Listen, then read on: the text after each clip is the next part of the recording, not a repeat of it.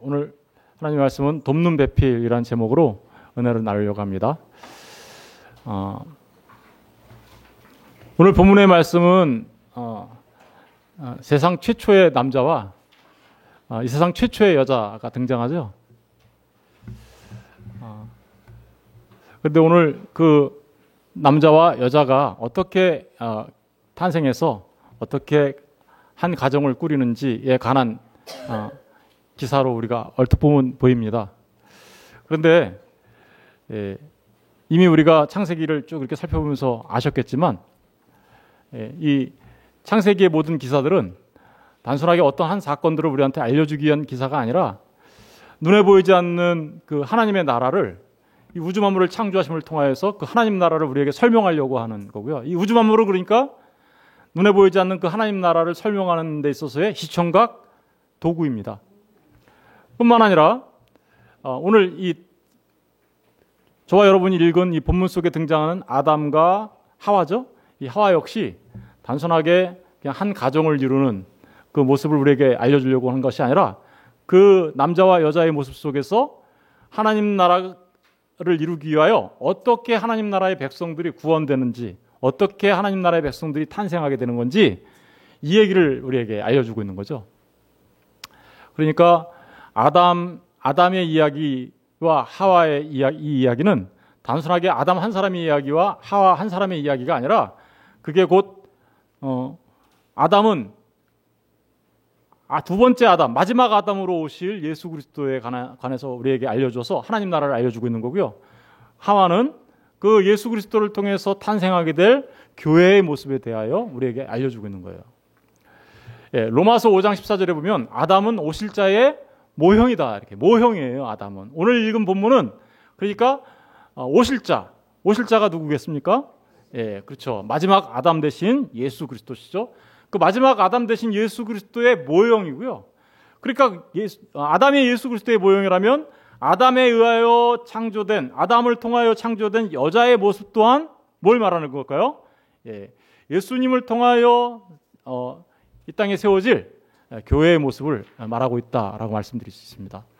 여러분, 그러니까 아담 얘기와 하와 이야기는 단순하게 한 남자와 한 여자가 만나 가정을 이루는 이야기가 아니라 그리스도 예수와 예수를 통하여 세워지는 교회의 이야기를 지금 우리에게 하고 있음을 먼저 생각하시고 들으셨으면 좋겠습니다. 에베소서 5장 31절 32절도 왜 지금 까지 말씀드린 것이 왜 맞는 그런 건지 설명해 주고 있어요. 우리 한번 같이 읽어볼까요? 시작. 그러므로 사람이 부모를 떠나 그의 아내와 합하여 그 둘이 한 육체가 될지니. 잠깐만요. 이 31절 말씀이 오늘 24절 말씀이죠. 24절 말씀을 한번 읽어볼까요? 우리 다 같이 시작. 이러므로 남자가 부모를 떠나 그의 아내와 합하여 둘이 한 몸을 이룰지. 똑같은 말씀이잖아요, 그죠? 사람이 부모를 떠나 그의 아내와 합하여 그 둘이 한 육체가 될 거, 한 몸이 될 거라고 얘기한 같은 이야기를 하고 있는데, 그런데 이 말씀 안에 뭐가 숨겨져 있대요? 비밀이 하나 숨겨져 있대요. 우리 32절 다 같이 읽어볼게요. 시작. 이 비밀이 크도다. 나는 그리스도와 교회에 대하여 말하는. 그러니까 남자가 부모를 떠나서 한 여자를 만나서 하나가 되는 그 이야기는, 그러니까 아담과 하와의 이야기는 어떤 비밀이 숨겨져 있는데, 그 비밀이 뭐냐? 알고 봤더니 그리스도, 예수 그리스도와 교회에 관해서 이야기하고 있는 거다라는 것입니다. 오늘 18절 말씀에 여호와 하나님이 이르시되 사람이 혼자 사는 것이 좋지 아니하니 내가 그를 위하여 돕는 배풀을 지으리라 하시니라. 여러분, 하나님께서 우주 만물을 창조하셨죠?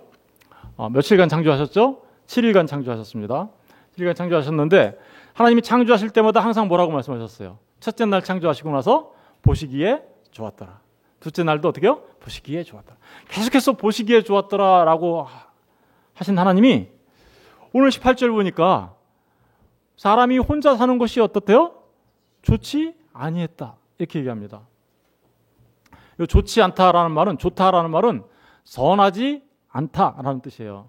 토부고요. 않다라는 말은 로라는 말이 붙어서 로토부라고 하는데요. 절대적인 부정을 말하는 거예요. 진짜 참 안 좋네, 진짜 안 좋네 이런 뜻이에요. 아담을 창조했는데 뭔가 불안하고 부족하고 무슨 결핍이 일어나서 그렇게 안 좋다라는 말을 한 게 아니라, 뭐 창조가 불완전해서 그런 말을 한 게 아니라, 아담이 홀로 있는 것 자체가 어떻게요? 하나님이 보시기에 좋지 않았다라는 뜻이에요. 아담이 홀로 있는 것. 근데 얼뜻 보면 우리는 이 얘기를 어떻게 이해할 수 있어요? 아담이 너무 외로운가? 아담이 너무 쓸쓸한가? 이렇게 생각이 들죠? 그래서 하나님이 짝을 만들어 주셨나? 이렇게 생각합니다. 예, 물론 그런 의미가 분명히 있겠죠, 그죠?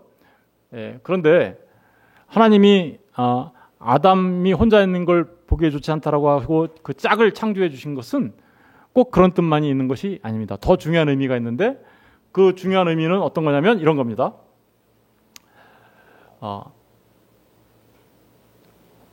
돕는 배필이라는 말의 뜻을 우리가 좀 생각해 보면 우리가 알 수 있어요. 한번 창세기 2장 18절 한번 읽어볼게요. 다시 시작. 야훼 하나님께서는 아담이 혼자 있는 것이 좋지 않으니 그의 일을 거둘. 이게 공동번역이에요. 공동번역은 좀 더 쉽게 이렇게 이제 해놨는데, 제가 공동번역을 다 따르진 않지만, 이걸 우리가 돕는 배필이라는 단어를 쉽게 이해할 수 있도록 표현해놨어요. 그의 일을 어떻게요? 거둔다, 돕는다 이런데, 근데 그 짝이라는 거예요. 무슨 일을 도왔을까요? 그러니까 무슨 일을? 에덴에 있는 아담이 무슨 일을 했대요? 일을 하는데 그 일을 돕는 짝으로 만들어 주셨다고 얘기해요. 창세기 2장 20절도 한번 같이 읽어볼게요. 시작. 이렇게 아담은 집짐승과 공중의 새와 들짐승의 이름을 붙여 주었지만 그 가운데는 그의 일을 거둘 짝이 보이지 않았다. 그러니까 그의 일을 거둘 짝, 그죠? 그게 이제 돕는 배필이라는 거예요. 그러면 아담이 무슨 일을 했을까요? 에덴에서. 우리 아담, 하나님께서 에덴을 이렇게 창설하신 다음에 거기에 누구를 뒀다 그랬어요? 아담을 두었다. 두었다라는 말을 우리는 무슨 의미라고 그랬어요? 그게 임명하고 지명했다. 뭘로 임명하고 지명했을까요? 왕 같은 뭐요? 제사장으로. 그러니까 에덴에서 아담이 해야 하는 일은 왕 같은 제사장의 일이에요. 왕 같은 제사장의 일. 그 일을 돕는 일을 하기 위하여, 그러니까 어떻게요? 짝을 만드셨다. 다시 말하면 이걸 쉬운 말로 바뀌면 하나님 나라를 건설해 나가는 데 있어서 필요한, 그러니까 아담은 하나님 나라를 세워나가는 왕 같은 제사장이죠. 그 일을 함께 할 누구요? 동역자를 만드셨다라는 의미가 바로 돕는 배필이라는 말에 들어가 있는 의미입니다. 돕는 배필이라는 말은 두 가지 단어가 합쳐진 거예요. 돕는이라는 에제르와 배필이라는 네게드라는 말이 두 가지가 합쳐진 거예요. 에제르라는 말은 여러분 잘 알아요. 에베네셀 아시죠? 에베네셀. 에베는 뭐예요? 돌이란 뜻이고요. 돌. 예? 그리고 에제르는 뭐예요? 도움이란 뜻이에요. 그러니까 에베네셀 그러면 뭐예요? 도움의 돌이라는 뜻이죠. 하나님이 여기까지 우리를 도우셨다라고 말할 때 에베네셀이라고 하잖아요. 그죠? 그 에베네셀, 그 에제르예요. 그리고 네게드라는 말은 나가드라는 말에서 나왔는데요. 그 나가드라는 말의 그 어원을 쫓아가 보면 말하는 거예요. 그리고 선언하는 거예요. 뭔가를 declare, 영어로 하면 이게 선포하는 거예요. 그리고 앞서, before라는 뜻이 들어가거든요. 앞서서 말하다. 그리고 앞서서 말하니까 어떻게 해요? 앞서서 뭔가를 내가 메시지를 갖고 있죠. 그 메시지를 가지고 있으니까 그 메시지를 전하면 어떻게 되는 거예요? 소식을 전하다. 또 다른 말로 바꾸면 리포트하다 이런 뜻이 되겠죠. 보고하다. 그러니까 돕는 배필이라는 것은요, 다른 말로 바꿔서 얘기하면 앞서서 말하며 돕는 자. 다시 말하면 뭔가 말을 갖고 있어요. 말씀을 갖고 있다는 거예요. 그러니까 돕는 배필이라는 말은 말씀을 갖고 있는 자라는 뜻이에요. 말씀을 갖고 있어요. 여자분들이 참 남자보다 훨씬 그래서 말을 참 잘하죠, 그죠? 그 말씀을 갖고 있는 자. 여러분, 그런 돕는 배필을 하나님께서 창조하시는데 그 돕는 배필은 동물이 아니에요. 반드시 뭐여야 돼요? 사람이어야 돼요. 우리 한번 읽어볼게요. 19절. 여호와 하나님이 흙으로 각종 들짐승과 공중의 각종 새를 지으시고 아담이 무엇이라고 부르나 보시려고 그것들을 그에게로 이끌어 가시니 아담이 각 생물을 부르는 것이 곧 그의 이름이 되었더라.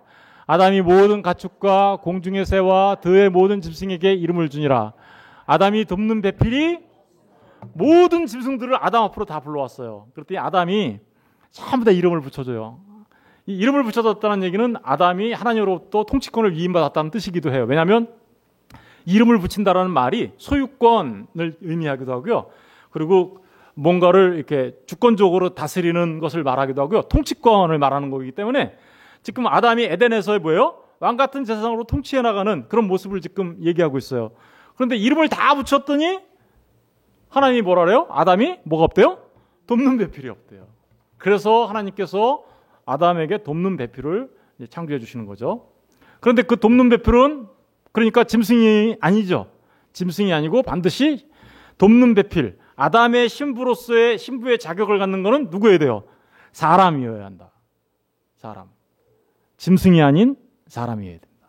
그런데 이 짐승이 아닌 사람이라는 말의 뜻은 단순하게 사람의 탈을 쓰고 있으면 사람이고 사람의 탈을 안 쓰고 있으면 사람 아니다 이런 의미가 아니라는 거 우리가 알죠. 우리 창조 다섯째 날에는 하늘의 공중의 새와 바다의 물고기, 여섯째 날에는 뭘 만들었어요? 짐승과 사람을 만들었는데 그때 이런 말을 한 적이 있어요. 짐승과 사람이 타락하면 뭐가 돼요? 짐승 된다고 얘기했죠 그때. 사람이 타락해서 하나님의 말씀을 갖고 있지 않는 존재가 되면 뭐가 된다고요? 짐승 같다. 그래서 성경은 뭐라고 표현하고 있냐면 타락한 하나님의 죄 많은 사람들에 대해, 죄 있는 사람들에 대하여 뭐라고 하고 있어요? 이성 없는 짐승 같다 이렇게 표현한다고 했죠. 그러면 하나님의 말씀을 가지고 있지 않는 그 진리를 갖고 있지 않은 사람, 그 사람들은 다 뭐예요? 짐승이라는 거죠. 그 사람들은 신부의 자격이 있어요, 없어요? 없어요. 그러니까 반드시 신부의 자격을 가지려면 뭘 갖고 있어요? 말씀, 진리를 갖고 있어야 돼요. 내 안에 진리가 있는 자여야 돼요. 그게 바로 돕는 배필의 자격입니다. 오늘 아담을 통하여 창조된 그 여자는 바로 그런 존재였다라는 거예요. 그런 의미를 갖고 있어요. 진짜 사람이었다라는 거예요. 그리고 그 돕는 배필이라는 말 안에는 그러니까 동역자라는 말이잖아요. 그러니까 여기에는 어떤 차등이 있는 걸 말하는 거 아니에요. 여러분, 이 사람이라는 말 안에는 사람 자체가 무슨 뜻이에요? 살아있는 존재라고 창조됐었죠. 살아있는 존재로 창조됐다는 것은 그 안에 생명이 있다는 뜻이에요. 하나님이 보시기에 생명 있는 존재들이 누구예요? 다시 말하면 하나님의 말씀을 갖고 있는 진리를 갖고 지금 그죠? 그러니까 선악지식나무를 따먹고 타락한 사람이 아니라 사실은 뭘 먹어야 되는 거예요? 이 사람들은 생명나무를 먹어야 되는 사람들이죠. 생명나무의 진리를 그 사람들만이 정말 신부로서 자격이 있어라고 말하는 거죠. 뿐만 아니라 그렇죠. 영생에 나갈 수 있어야 되죠. 왜요? 영생에 나가려면 뭘 먹어야 되는데요? 생명나무를 먹는 존재여야 돼. 그러니까 신부로서 자격 있는 사람은 정말 영생에 나갈 수 있는 생명나무를 먹은 자여야 돼라는 의미가 또 안에 들어가 있고요. 사람이라는 말 안에. 그리고 그들은 뭐예요? 왕 같은 제사장으로 임명된 아담과 함께 동역하는 그죠? 동역자로서의 삶을 살아간다. 하나님 나라를 확장해 나가는 삶을 살아간다. 그죠? 그런 자여야 한다는 걸 말하고 있어요. 마지막으로 돕는 배필이라는 말이 갖고 있는 가장 중요한 거는요. 창조주 하나님이 돕는 배필을 창조하신 후에 뭐 하셨어요? 안식하셨어요. 그러면 이 우주 만물의 창조의 맨 끝에 마지막 점 하나가 뭐예요? 여자예요, 여자. 그죠? 그러니까 돕는 배필이니까 사람들은 이렇게 생각해요. 남자가 주고 여자는 부고 정과 부다. 그래서 이게 무슨 차등이 있는 것처럼 얘기하는데 그렇지 않습니다. 오히려 앞서 나가는 분이에요. 이분이 아까 말했잖아요. 앞서서 말하는 분이고. 그리고 이 창조의 마지막에 창조된 여자가 창조되어야 비로소 뭐가 온다고요? 안식이 와요. 하나님께. 이 얘기는요. 아까 남자는 누구라 그랬어요? 그리스도라 그랬죠. 여자는 누구라 그랬어요? 교회라 그랬죠. 그럼 교회가 완성되어야 진짜 안식 온다 이런 뜻이에요. 진짜 안식 온다. 교회가 이 우주적 교회가 완성이 되면 그때 주님이 신랑으로 오실 거고 우리 교회는 신부로 설 건데 그때 되면 진짜 안식이 우리에게 완성될 거야라는 말을 하는 거죠. 그런 말들을 사실은 여자라는 말 안에 그런 말들이 여자 창조에 대한 내용 안에 그런 의미들이 내포되어 있는 겁니다. 그러니까 진짜 중요한 거죠. 여자 창조가. 여자분들이 얼마나 동등하게 귀합니다. 그러면 다만 하나님, 삼위 하나님이 어떠세요? 성부 하나님, 성자 하나님, 성령 하나님이 어떠세요? 동일하신 능력과 동일하신 영광을 갖고 계신 분들이잖아요. 하나 되신 분이죠. 하나 되신 분. 그런데 우리 역사 속, 시간 속에서는 어떻게 해요? 아버지 하나님 말씀에 아들 하나님이 순종하고, 또 아버지와 아들의 말씀을 가지고 우리에게 오셔서 말씀을 깨닫게 해주신 분이 누구예요? 성령 하나님이에요. 그러면 아들이 아버지의 뜻을 따르고, 또 성령 하나님은 아버지와 아들의 뜻을 따라서 일하시죠. 그러니까 이 시간 속에서 어떤 질서를 통해서 나타나는 일은 그렇게 보이지만 사실은 이 세 분 하나님은 동등하신 하나님이세요.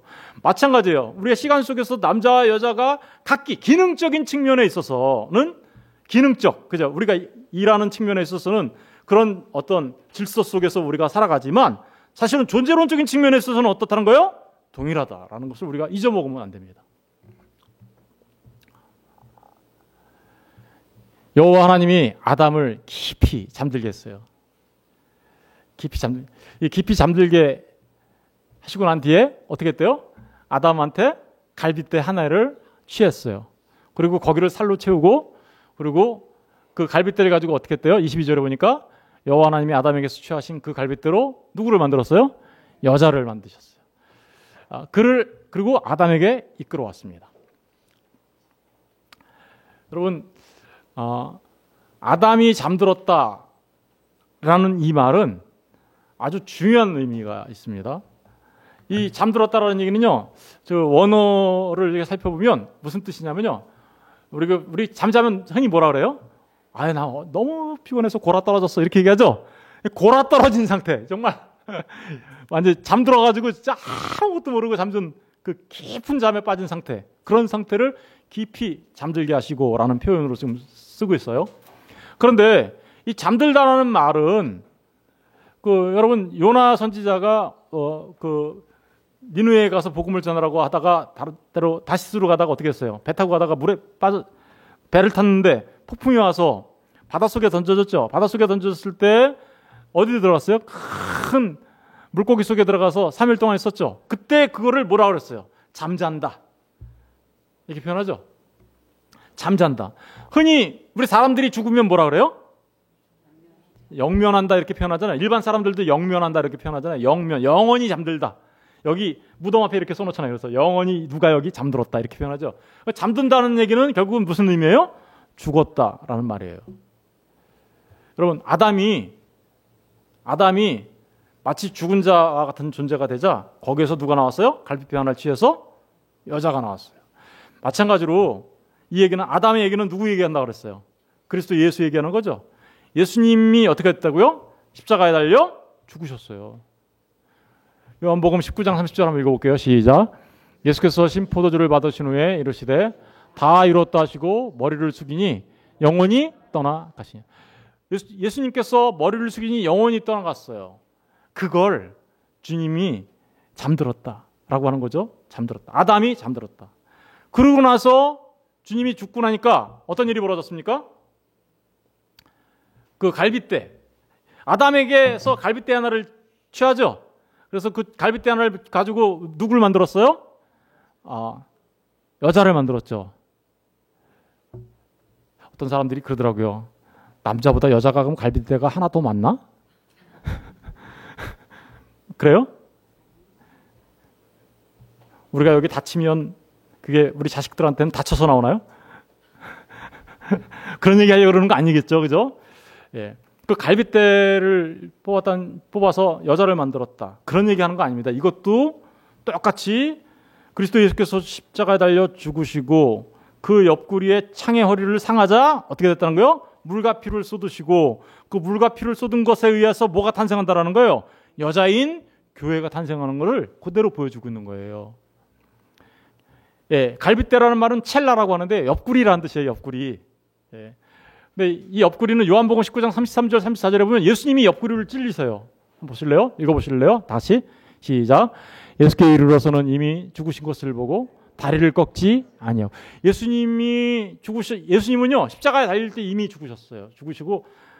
죽으셔서 사람들이 안 죽으면 어떻게 하냐면 죽게 하려고 다리를 꺾는데 이미 죽으셨기 때문에 다리를 안 꺾으셨죠. 선지자가 이미 예언했던 거예요. 그런데 그 죽지 않으니까 죽었으니까 죽은 거를 확인하기 위하여 한 번 더 어떻게 했어요? 로마 군인이 34절 한번 읽어볼게요. 시작. 그중 한 군인이 창으로 옆구리를 찌르니 그 피와 물이 나오더라. 그러니까 아담의 옆구리에서 하나님이 아담이 잠들었을 때 그 갈비뼈 하나를 뽑아서 여자를 만들었다는 얘기는 그대로 예수님이 십자가에 달려 죽으셔서 창에 어리상하여 물과 피를 쏟아내시자 그 일을 통하여 교회가 탄생하는 얘기를 그대로 얘기하고 있는 거예요. 진짜 아담의 신부 여자, 그리스도의 신부 교회, 이거를 지금 계속해서 설명하고 있는 거죠. 교회가 어떻게 해서 탄생한다고요? 예수님의 죽으심과 창에 어리상하심을 통하여 피 흘리신 그 피와 물을 통하여 어떻게요? 교회가 탄생한다. 진짜 예수님의 신부, 하나님의 신부는 그렇게 해서 탄생하는 거다라는 것을 이 창세기 기사를 통하여 벌써 이미 우리에게 말해주고 있는 겁니다. 여러분, 그러니까 참 놀랍죠. 이 예수님이 갑자기 뜬금없이 사람이 타락하니까 아이고 하나님이 큰일 났네, 얘네들 다 구원해야 되겠네, 그래서 예수님을 보낸 게 아니라는 거예요. 이미 이 모든 것이 하나님의 계획 속에 있었다라는 것을 우리에게 말해주고 있는 거고요. 하나님의 모든 계획에 따라서 역사 속에서 그 구원의 일이 어떻게요? 착착착착 시간에 따라 진행되어 오늘날 저와 여러분이 예수를 만나 그리스도의 신부로 지금 여기 앉아 있는 거죠. 아담이 그렇게 자신의 뼈에서 나온 그 여자를 보고요. 아담이 이렇게 얘기했습니다. 아담이 이르되 이는 내 뼈 중에 뼈요 뭐요? 살 중에 살이라. 이것을 남자에게서 취하였은즉 뭐라 부른다고요? 여자. 남자에게서 나왔어요. 여자는요 남자로부터 나온 존재예요. 남자로부터 나온 존재인데 그래서 아담이 지금 뭐라고 한 거예요? 보니까 내 뼈 중에 뼈고 살 중에 살이구나 이렇게 얘기하죠. 내 뼈 중에 뼈고 살 중에 살. 이 말이 무슨 말일까요? 이 말은요 남자가 여자로부터 나왔다는 말인데 이 말을 이렇게 설명할 수 있어요. 보세요. 남자를 보면은 이씨라고 하거든요. 그런데 이씨라는 말이 여자로 바뀌면 이렇게 이샤로 바뀌어요. 이샤로. 생김새가 어떻게 했어요? 똑같죠. 똑같이 생겼어요. 그런데 뒤에 호흡한다라는 뜻의 해가 붙어 있어요. 그죠? 호흡한다. 이렇게 생겨가지고 이렇게 된 거 있죠? 디귿자 거꾸로 이렇게 세우는 것 같은 글자. 예. 그거 하나 붙고 나머지는 어때요? 똑같아요. 그러니까 남자와 여자는 같은 존재야 라는 의미예요. 이게 같아. 남자와 여자는 같아. 뼈 중에 뼈요, 살 중에 살이야 라고 하는 이 말은 그러니까 너는 뭐요? 나야 이런 뜻이에요. 네가 나야. 이게요 예수님이 우리한테 하는 얘기하고 똑같아요. 우리 교회한테. 예수님이 우리 교회한테 뭐라 그러냐면요, 너희는 뭐라 그래요? 그리스도의 몸이요 지체의 각 부분이다 라고 얘기합니다. 교회가요 예수님의 뭐라고요? 몸이야. 네가 나야. 우리 교회가요 말씀을 가진 자들이잖아요. 여자가. 그죠? 말씀을 가진 자들이잖아요. 아까 말씀드렸듯이 말씀을 가진 자들은 뭐예요? 그리스도의 몸이야. 말씀 없으면 몸 아니야 이런 뜻이에요. 다시 말하면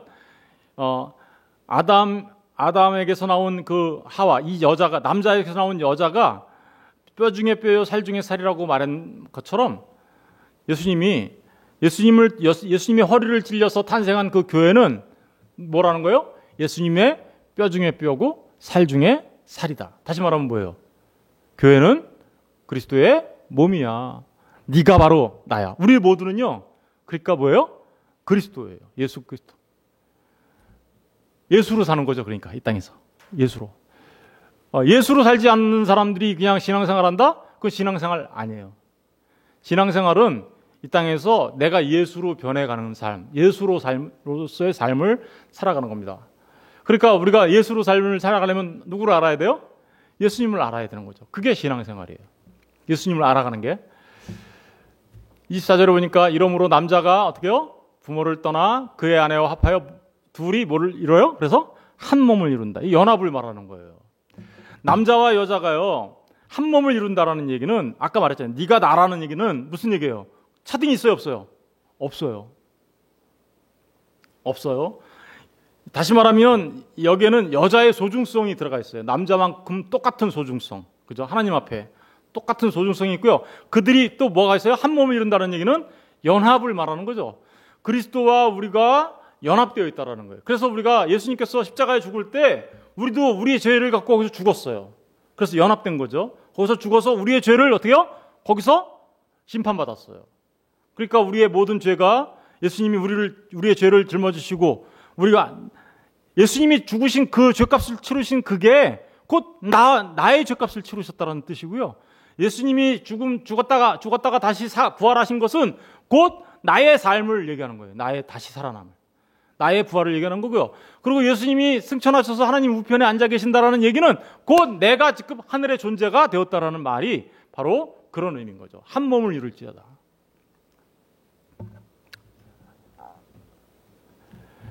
예레미야 3장 14절에 보면요, 이런 말이 있습니다. 여호와의 말씀이니라 배역한 자식들아 돌아오라. 나는 너희의 뭐예요? 남편. 하나님은요, 끊임없이 이스라엘 하나님의 백성들한테 나는 너의 남편이야 라고 얘기해요. 나는 너의 남편이야. 그러니까 나가서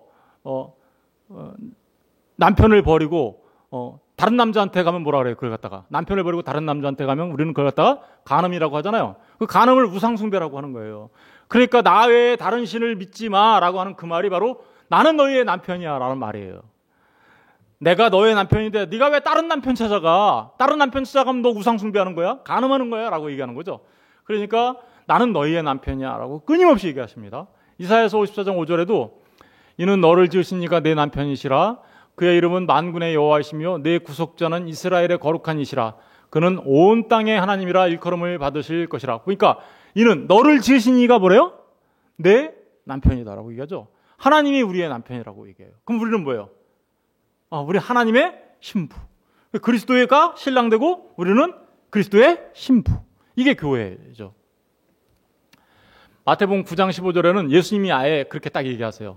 예수께서 그들에게 이르시되 혼인집 손님들이 신랑과 함께 있을 동안에 슬퍼할 수 있느냐? 지금 여기 예수님과 함께 있는 그 제자들을 뭐라고 하고 있어요? 혼인집 손님들, 그리고 거기 같이 있는 그 사람들이 신랑이 누구예요? 예수님 자신을 말하는 거예요. 신랑과 함께 있을 동안에 슬퍼할 수 있느냐? 그러나 신랑을 빼앗길 날이 오죠. 그때 십자가에 달릴 날이 온다 이거예요. 이러니 그때 금식할 거라 이렇게 얘기하면서 예수님 자신이 지금 뭐라고 하고 있어요? 내가 신랑이야 이렇게 얘기하고 있죠. 계시록 21장 1, 2절에 보니까 이런 말씀이 있습니다. 또 내가 새하늘과 새 땅을 보니 처음 하늘과 처음 땅이 없어졌고 바다도 다시 있지 않더라. 하나님 나라를 말하는 거죠. 완성된 하나님 나라. 그 하나님 나라에 가서 봤더니 내가 봄에 이렇게 또 얘기하죠. 또 내가 봄에 거룩한 성 예루살렘이 뭘까요? 교회를 말하는 거예요. 교회. 거룩한 성 새 예루살렘이 하나님께로부터 하늘에서 내려오니 그 준비한 것이 뭐 같대요? 신부가 남편을 위하여 단장한 것 같더라. 남편이 누구죠? 예수 그리스도. 신부는 누구죠? 교회. 완성되어진 교회. 거룩한 성 새 예루살렘. 그러니까 하나님은 끊임없이 나는 네 남편이야. 네가 왜 다른 남편을 찾아다니려고 그래? 너희들은 나에게로 와야 돼. 라고 계속 얘기하시는 거죠. 그분은 아까 보시면 여기 보면 남자가 어떻게 했어요? 부모를 떠나 그의 아내와 합하여 어떻게 된다고요? 한 몸을 이루라 그랬죠. 남자가 부모를 떠났대요. 생각해 보세요. 아담이 부모가 있었어요? 아담이 부모가 있었습니까? 아담은 건장한 남자로 창조가 됐죠. 그죠? 여자도 마찬가지죠. 왜냐하면 지금 그 결혼식하고 있잖아요. 인류 최초의 결혼식을 하고 있잖아요. 그죠? 인류 최초의 결혼식을 하고 있는 그 아담과 하와. 어떤 사람들은 막 아담은 배꼽이 있었을까 없었을까 막 이런 거 갖고 막 궁금해하고 그러는데 사실 그런 거 얘기하려고 지금 이런 말씀을 하는 게 아니잖아요. 그죠? 근데 아담은 남자 부모가 사실은 이렇게 누군가가 낳아서 존재하게 된 게 아니잖아요. 하나님께서 직접 그 토기장이가 그 진흙을 갖고 토기를 만들듯이 그 아파로 진흙을 가지고 하나님이 직접 만드신 존재잖아요. 그러니까 부모가 사실은 없는데 부모를 떠나 그의 하나와 합하여라고 얘기하고 있어요. 그럼 부모를 떠나라는 말을 굳이 왜 여기다가 넣었을까요? 굳이. 예, 그 이유는 예수님이 부모님을 떠나 이 땅에 오셨죠. 그래서 우리와 혼인잔치 하시는 거죠. 십자가는요, 신랑 되신 예수님과 우리가 혼인잔치 하는 거예요, 사실은. 거기서 우리가 그리스도와 우리가 하나가 되는 일이 어디서 일어나나요? 연합되는 일이 십자가에서 일어나죠. 사실은 십자가가 혼인잔치예요. 그런데 그 십자가 혼인잔치가 이제 이 거룩한 성 예루살렘에서 신부로 단장된 그때 진짜 혼인잔치가 일어나게 되는데 이미 십자가 안에서 혼인잔치가 일어난 것과 마찬가지예요. 그런데 이제 그게 주님 다시 오시는 날에 그 진짜 혼인잔치가 있게 될 건데 생각해 보세요. 그 하나님 나라에서 자신의 보좌를 버리고 이 땅에 오신 분이 있어요. 그죠? 누구예요? 그분이 예수 그리스도, 사람으로 오신 분. 그분은 요한복음 1장 14절에 보니까 말씀이 육신되어 우리 가운데 거하셨다라고 얘기해요. 말씀이 육신되어 우리 가운데 뭐 어떠신 거예요? 그러니까 아버지 하나님을 떠나 이 땅에 사람으로 오신 예수 그리스도를 예표하기 위하여 남자가 부모를 떠나 여자와 한 몸을 이루고라는 그 결혼의 표현으로 얘기하고 있는 거죠. 남자가 원래 어떻게 해요? 독립하죠. 부모를 떠나서 독립하면서 여자와 만나서 한 가정을 이루잖아요. 마찬가지인 거예요. 하나님 나라에서 이 땅에 사람으로 오신 거예요. 부모를 떠나 오신 거죠. 누가? 예수 그리스도가. 그러고 나서 오셔가지고 자신의 신부를 만나죠. 그 신부가 누구예요? 교회. 저와 여러분이에요. 빌립보서 2장 6절 8절에 보니까 그는 근본 하나님의 본체시나 하나님과 동등됨을 취할 것으로 여기지 아니하시고 하나님이 있어요. 그분은. 그런데 그걸 다 내려놓으시고 오히려 자기를 비워 종의 형체를 가지사 사람들과 같이 어떻게요? 되셨고, 이게 부모를 떠나 이 땅에 오신 누구를 말하는 거예요? 예, 마지막 아담, 첫 번째 아담과 같은 모습으로 이 땅에 오신 마지막 아담, 두 번째 아담이라고도 하죠. 예, 마지막 아담으로 오신 예수 그리스도를 말하는 거예요. 그리고 사람의 모형으로 나타나서 자기를 낮추시고, 그래요. 이 땅에 부모를 떠나서 오셔서 신부를 만나러 오신 거죠. 신부인 교회를 만나러. 그 교회는 어떻게 해서 탄생했습니까? 그 교회는 아담이 옆구리에서 갈빗대 하나가 만들어진 것처럼 예수님께서 십자가에 달리셔서 죽으시고 그 창의 허리를 상하여 피 흘리신 그 피로 탄생된 신부. 그 신부를 만나라. 아버지를 떠나 그 신부를 만나 혼인식하려고 이 땅에 오신 분이 누구예요? 바로 우리 주 예수 그리스도입니다. 우리는 그래서 그리스도의 거룩한 신부입니다. 한 몸을 이루라 라는 말은 한 몸, 이렇게 연합되는 모습을 말하기도 하지만 그 말은 예수 그리스도가 교회의 뭐라고요? 머리 되신 거야 라는 뜻이에요. 에베소서 5장 23절에 보면 이는 남편이 아내의 머리됨이 그리스도께서 교회의 머리됨과 같으니 그가 바로 몸의 어떻게요? 구주시다. 우리 몸의 구주. 근데 머리 되셨다 그러죠. 그러면 이 몸된 우리 신부들은 누구의 지시를 따라서 살아가야 되나요? 그렇죠. 머리 대신 예수 그리스도의 지시를 받아, 다시 말하면 그 말씀 대신 예수님의 말씀을 따라 말씀에 통치받으며 살아가는 삶. 그게 뭐냐면, 그렇게 살아가는 게 뭐냐면 천국을 사는 거예요. 그게 천국을 사는 거예요. 고린도서 1장 18절도 똑같은 말하고 있습니다. 그는 몸인 교회의 머리시라. 그가 근본이시요 죽은 자들 가운데서 먼저 나신 이시니 이는 친히 뭐가 돼요? 만물의 으뜸이 되려 하심이라. 그러니까 한 몸이 되었다라는 건요, 우리가 곧 그리스도의 몸이 되었다라는 말이에요. 그러면 우리는 정말 그리스도의 통치를 받으면서 살아가는 사람들이어야 한다라는 말이 이 말 안에 들어가 있는 거죠. 베드로 사도는요, 이런 말을 한 적이 있습니다. 너희는 택하신 족속이요 왕 같은 제사장들이요 거룩한 나라요 그의 소유가 된 백성이니 이는 너희를 어두운 데서 불러내어 그의 기이한 빛에 들어가게 하신 이의 아름다운 덕을 선포하게 하려면. 너희는 택하신 족속의 왕 같은 제사장. 아까 에덴에 있던 아담을 뭐라 그랬어요? 왕 같은 제사장으로 하나님께서 임명하셨죠. 그런데 그 일을 감당할 수 있도록 누굴 주셨어요? 돕는 배필을 주셨죠. 그러면 그 돕는 배필과 신랑과 신부가 이 땅에서 해야 되는 일은 뭐예요? 왕 같은 제사장으로서의 역할이에요. 그 왕 같은 제사장으로서의 역할은 하나님의 아름다운 덕을 선포하는 거예요. 그죠? 덕을 선포하는 거예요. 말씀을 그러니까 가진 자들로서 어떻게요? 말씀을 전하는 거예요. 만약에 저와 여러분이 왕 같은 제사장으로서 이제 그 말씀을 전하게 되면 우리는 바로 왕 같은 제사장으로서의 사역을 감당하는 자들이 되는 거죠.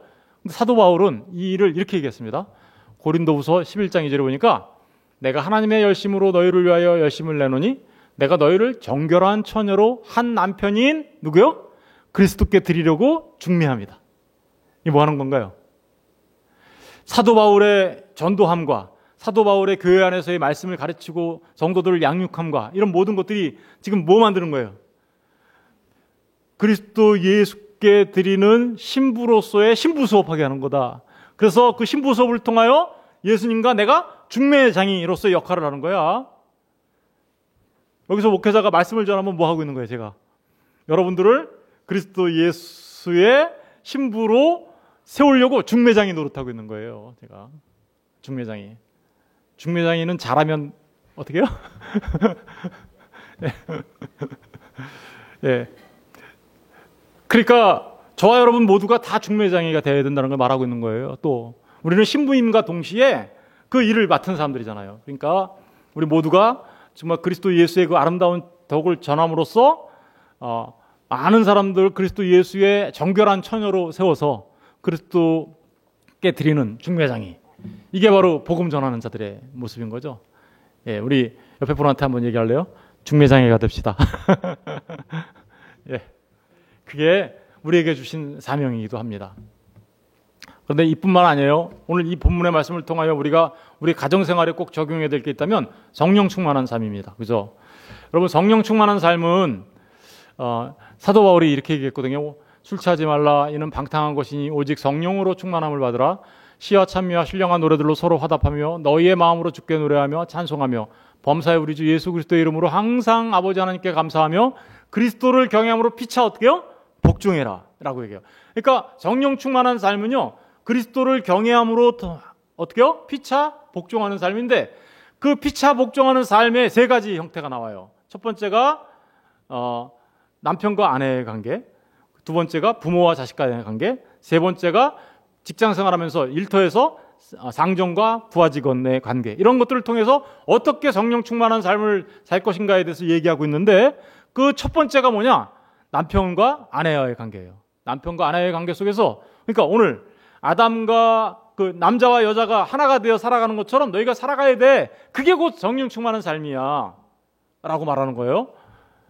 다시 말하면 교회된 신부가 신랑된 예수 그리스도 하나 된 삶을 살아야 돼. 같은 말이죠. 가정생활에서나 교회생활에서, 가정생활에서는 남편과 아내가 하나 된 삶, 교회 안에서는 어때요? 그리스도와 교회인 내가 하나 된 삶, 이 삶을 살아가는 게 곧 성령 충만이야, 이렇게 얘기하는 거죠. 여러분, 하나님께서 주신 제도는요, 두 가지밖에 없어요. 하나는 가정, 또 하나는 뭐예요? 교회. 그러니까 가정 안에서도 성령 충만한 삶을 살아가는 건 남편과 아내가 하나 되어 살아가는 삶이고, 교회 안에서 성령 충만한 삶을 살아간다는 건 뭐예요? 그리스도 예수와 교회된 우리가 하나 되어 살아가는 거죠. 바로 그게 성령 충만한 삶인데, 우리 한번 말씀을 끝까지 다 읽어보고 마치도록 하겠습니다. 22절부터 시작. 아내들이여 자기 남편에게 복종하기를 주께 하듯 하라. 이는 남편이 아내의 머리됨이 그리스도께서 교회의 머리됨과 같으니 그가 바로 몸의 구주시니라. 그러므로 교회가 그리스도에게 하듯 아내들도 범사에 자기 남편에게 복종할지니라.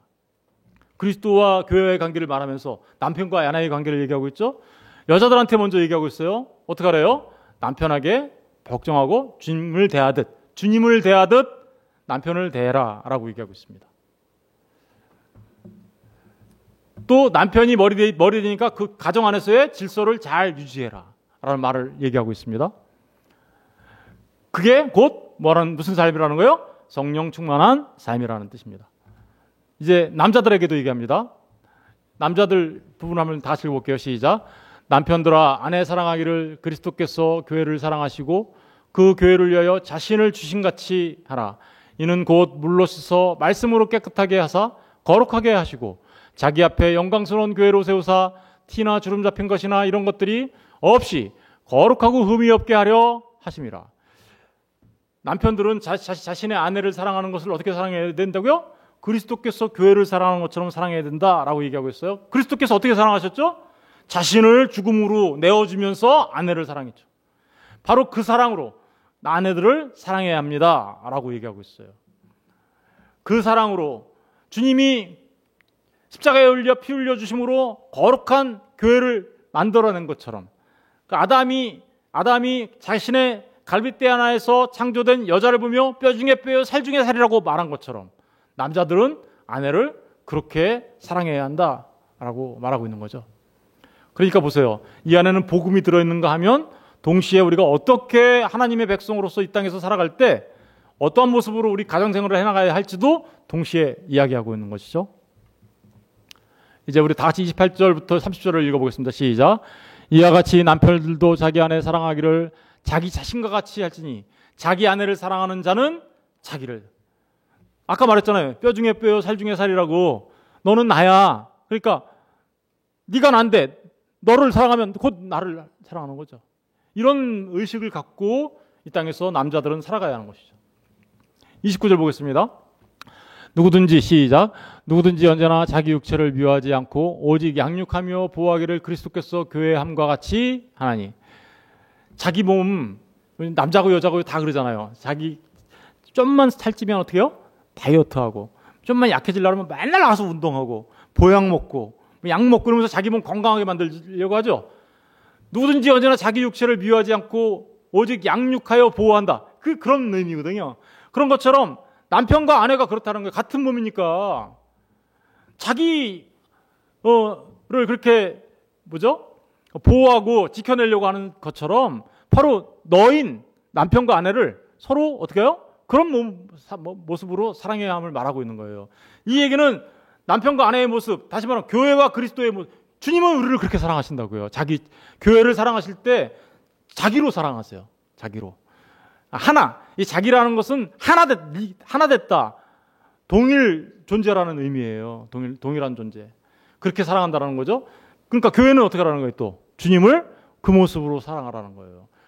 그리고 이웃을 어떻게 사랑하는 거예요? 하나님을 사랑하면 이웃을 또 그 모습으로 사랑하라는 말이 이 안에 내포되어 있는 겁니다. 그래서 30절에 우리는 이렇게 얘기하죠. 30절을 다 같이 읽어볼게요. 시작. 우리는 그 몸의 지체임이라. 여러분 모두가 그리스도의 몸이죠. 그러면 우리끼리도 서로가 어떻게 되는 거예요? 우리끼리도 서로 하나 된 존재라는 거죠. 교회 안에서 어떤 사람이 저 사람은 우리하고 좀 다르라 이렇게 얘기할 수 없다라는 거예요. 그 사람이 비록 다른 모습으로 보인다 하더라도 그 사람이 그리스도 예수 안에 있다면 그들도 내 몸이에요. 내 몸이기 때문에 그들도 똑같이 우리와 같은 모습으로 이렇게 양육하고 보호하고 지켜줘야 함을 말하고 있는 거죠. 여러분 오늘 28절 창세기 2장 18절부터 25절까지 말씀들을 통해서 우리가 남편과 아내의 관계, 그리고 교회와 그리스도와 교회의 관계, 그리고 서로 간의 관계가 어떠한 관계 속에 있는지 우리가 쭉 다 살펴본 거예요. 여러분 우리는 그러니까 여기서 한마디로 말하면 뭐라고 할 수 있어요? 하나라고 얘기할 수 있는 거예요. 하나. 남편과 아내가 하나이고 그리스도와 교회가 하나고 교회 안에 있는 성도들끼리가 서로 어떻게 해요? 한 몸 된 하나다라는 사실을 우리가 기억하셔서 서로가 서로를 향하여 어떤 마음으로 이 땅에서 우리가 살아가야 할지를 알려주고 있습니다. 저는 저와 여러분 모두가 서로가 서로를 향하여 당신은 바로 나입니다 라고 말할 수 있는 그런 삶을 살아가시기를 주의 이름으로 부탁드립니다.